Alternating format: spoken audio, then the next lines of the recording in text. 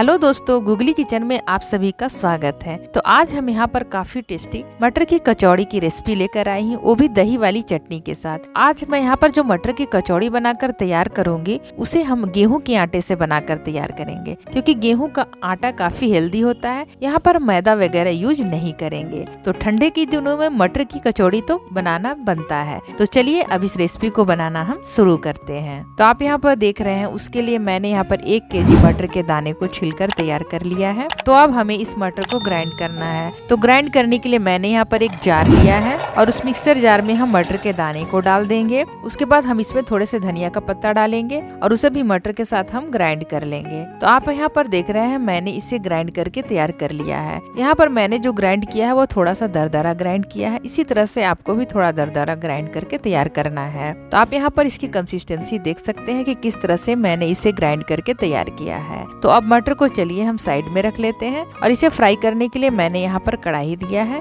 कढ़ाई में मैंने 1 चम्मच सरसों का तेल डाला है। तेल डालने के बाद हम थोड़ा सा जीरा डालेंगे। जीरा डालने के बाद हम थोड़ा सा हींग डालेंगे। हींग यहाँ इसीलिए डाला जाता है क्योंकि मटर जो है वह गैस फॉर्म करती है और हींग डालने से वह इसे बैलेंस कर देता है, इसलिए हमें यहाँ पर हींग डालना जरूरी है। उसके बाद मैंने एक बारीक कटा हुआ प्याज लिया है। इस प्याज को डालेंगे और इस प्याज को हम थोड़ा सा भून लेंगे। हमें प्याज को ज्यादा नहीं भूनना है, बस हल्का सा सॉफ्ट करना है। जब हमारा प्याज हल्का सा भुना जाएगा, उसके बाद हम इसमें 1 चम्मच अदरक लहसुन का पेस्ट डालेंगे। उसके बाद हम इसे भी थोड़ा सा मिला लेंगे, क्योंकि अदरक लहसुन का जो कच्चापन होता है वह हल्का सा भून लेने से खत्म हो जाता है। तो हल्का सा हम इसे भी भून लेंगे। उसके बाद 1 चम्मच हम इसमें मैंगो पाउडर डालेंगे, जिसे आप अमचूर पाउडर भी कहते हैं। उसके बाद हम यहाँ पर 1 चम्मच किचन किंग मसाला डालेंगे। किचन किंग मसाला आपके पास ना हो तो आप इसे स्किप भी कर सकते हैं।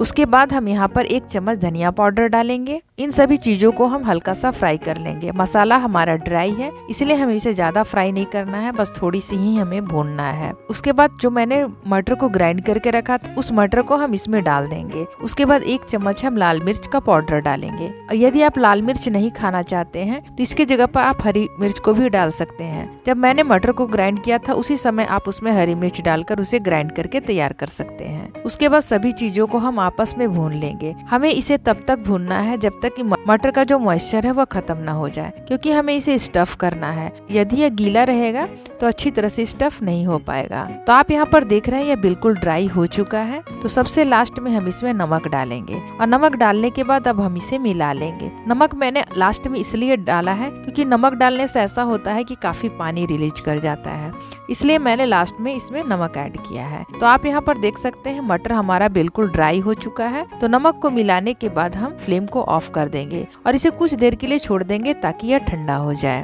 तब तक हम इसके लिए आटा लगाकर तैयार कर लेंगे। तो आटा लगाने के लिए सबसे पहले मैंने यहाँ पर गेहूं का आटा लिया है, वही गेहूं का आटा जिससे हम रेगुलर रोटियां बनाकर खाते हैं। तो अब हम इसमें थोड़ा सा चिली फ्लेक्स डालेंगे। उसके बाद स्वाद अनुसार हम नमक ऐड करेंगे। उसके बाद हम इसमें अजवाइन और कलौंजी डालेंगे। उसके बाद हम इसमें थोड़ा सा हल्दी पाउडर डालेंगे। मैंने यहाँ गेहूं का आटा लिया है, इसलिए मैंने यहाँ पर थोड़ा सा हल्दी डाला है ताकि इससे इसका कलर काफी अच्छा है। उसके बाद 1 बड़ी चम्मच हम इसमें ऑयल डालेंगे, क्योंकि हमें इसे कचौड़ियाँ बनानी है तो यह थोड़ा खास्ता बनेगा, तभी खाने में अच्छा लगेगा। इसलिए मैंने यहाँ पर 1 बड़ी चम्मच इसमें ऑयल डाला है। अब इन सभी चीजों को हम आपस में अच्छी तरह से मिला लेंगे। उसके बाद थोड़ा बारीक कटा हुआ हम हरा धनिया डालेंगे। आपको इसमें हरा धनिया का सिर्फ पत्तों को लेना है, उसके डंठल को नहीं लेना है, नहीं तो बेलते समय आपको परेशानी हो सकती है।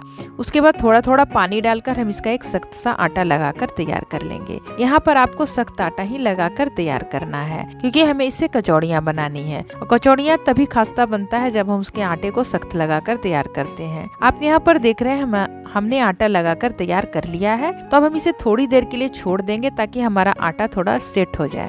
तब तक हम इसके लिए चटनी तैयार कर लेते हैं। तो चटनी बनाने के लिए मैंने यहाँ पर एक छोटी सी बॉल लिया है। इस बॉल में हम दही को डालेंगे। दही आपकी खट्टी नहीं होनी चाहिए। आप जो यहाँ पर दही यूज करें वो ताजे दही ले। तो मैंने यहाँ पर दही को ले लिया है। उसके बाद हम इसमें स्वाद अनुसार काला नमक डालेंगे। उसके बाद हम इसमें थोड़ा सा सेंधा नमक डालेंगे। सेंधा नमक की जगह आप नॉर्मल नमक भी डाल सकते हैं। उसके बाद हम थोड़ी सी इसमें लाल मिर्च पाउडर डालेंगे। ज्यादा नहीं डालना है, बस थोड़ा सा लाल मिर्च पाउडर डालना है। उसके बाद 1 चम्मच हम पीसी हुई चीनी डालेंगे। उसके बाद हम इसमें 1 चम्मच भुना हुआ जीरा का पाउडर डालेंगे।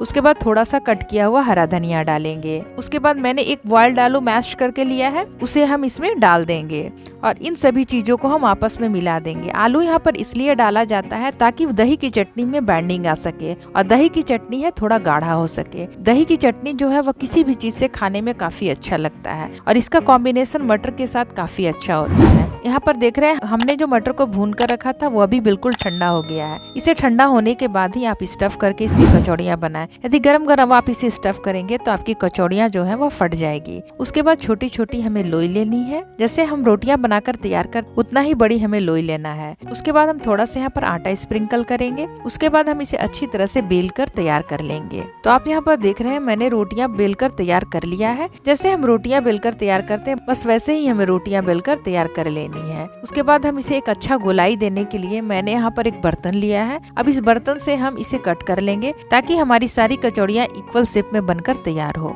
यदि आप इसे काटना नहीं चाहते तो आप ऐसे ही बेलकर इसे स्टफ करके बनाकर तैयार कर सकते हैं। उसके बाद सेंटर में हम मटर की स्टफिंग को रखेंगे और उसे अच्छी तरह से फैला लेंगे। उसके बाद साइड साइड से हमें इसे फोल्ड करना है क्योंकि हमें इसे स्क्वायर का शेप देना है। तो पहले हम एक तरफ से इसे फोल्ड कर लेंगे, उसके बाद हम इसे दूसरी तरफ से फोल्ड करेंगे। जब दोनों साइड से फोल्ड हो जाए उसके बाद और दोनों तरफ से हम इसे फोल्ड करेंगे। लेकिन फोल्ड करने से पहले हम इसमें थोड़ा सा पानी लगा लेंगे। पानी लगाने से क्या होगा, हमारी जो कचौड़ियाँ का साइड वाला पार्ट है वो अच्छी तरह से चिपक जाएगा और तेल में जाने के बाद वह खुलेगा नहीं। और ऐसे ही हम अगर मोड़कर तैयार करेंगे तो हो सकता है कि तेल में जाने के बाद यह खुल जाए और इसकी मटर वाली स्टफिंग बाहर आ जाए। इसलिए हमें रिस्क नहीं लेना चाहिए, थोड़ा सा पानी से इसे गीला करके चिपका देना है।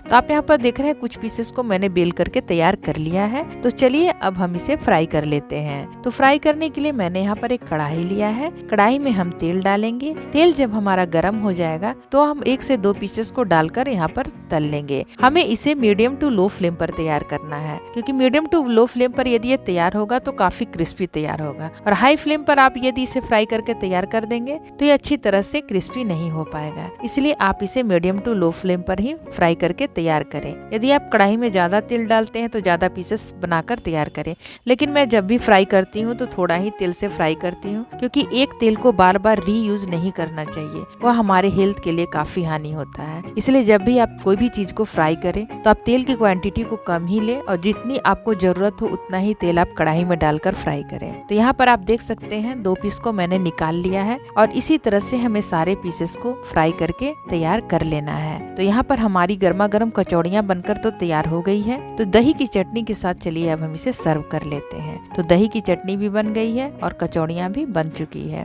तो अब देर किस बात की, अब बस खाना हमें शुरू करना है। तो आप देख सकते हैं हमारी जो कचौड़ी है वह कितनी खास्ता बनकर तैयार हुई है और देखने में भी थोड़ा डिफरेंट लग रहा है क्योंकि मैंने इसे एक अलग सा शेप देकर तैयार किया है। तो इस तरह से आप ठंडे के दिनों में गर्मा गर्म मटर की कचौड़ी बनाकर तैयार कर सकते हैं और इसका मजा ले सकते हैं। तो चलिए अब हम इसे दही की चटनी के साथ टेस्ट करते हैं। तो आप इस रेसिपी को एक बार जरूर ट्राई करें और यदि मेरी रेसिपी आपको पसंद आए तो मेरी वीडियो को लाइक करें, मेरे चैनल को सब्सक्राइब करें और ये रेसिपी कैसी लगी ये मुझे कमेंट्स बॉक्स पर जरूर बताएं। तो आज के लिए बस इतना ही, अगले वीडियो में फिर मुलाकात होगी, तब तक के लिए गुड बाय।